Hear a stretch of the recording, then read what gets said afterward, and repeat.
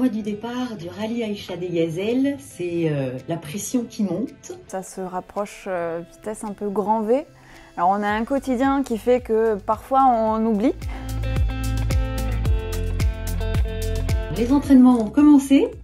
On n'est pas complètement dans des conditions réelles parce qu'on a du mal à trouver les mêmes conditions de dunes en France qu'au Maroc. Mais on est quand même dans des conditions qui sont un peu terribles parce qu'on est en hiver, il a beaucoup plu, il y a de la boue. On apprend à conduire des voitures qui sont bien plus grosses que les voitures citadines que l'on peut avoir ou avec lesquelles on roule au quotidien. On apprend aussi à franchir des obstacles et des vrais obstacles, savoir piloter, savoir reconnaître les risques et donc du coup se sentir en sécurité pour ne pas aborder ces risques. Et c'est aussi apprendre à lire une carte, tout simplement, avec une boussole aussi.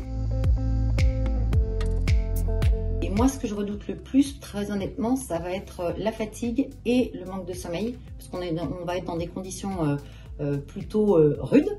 Et donc c'est ça qui aujourd'hui me, entre guillemets, fait souci, mais qui est la chose que je redoute le plus. Je redoute de me rendre compte que je ne suis pas capable. D'avoir voulu imaginer, envisager quelque chose et où finalement je ne suis pas compétente, où je ne suis pas capable d'arriver au bout pour X raisons.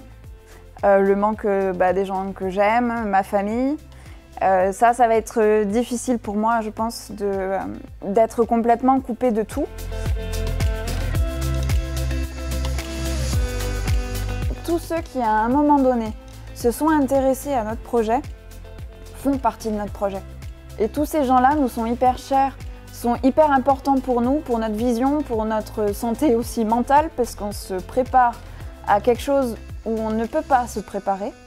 Donc tous ces trucs-là sont hyper importants pour nous. Et c'est vraiment le fait de créer un collectif autour de ça qui est cher à nos cœurs.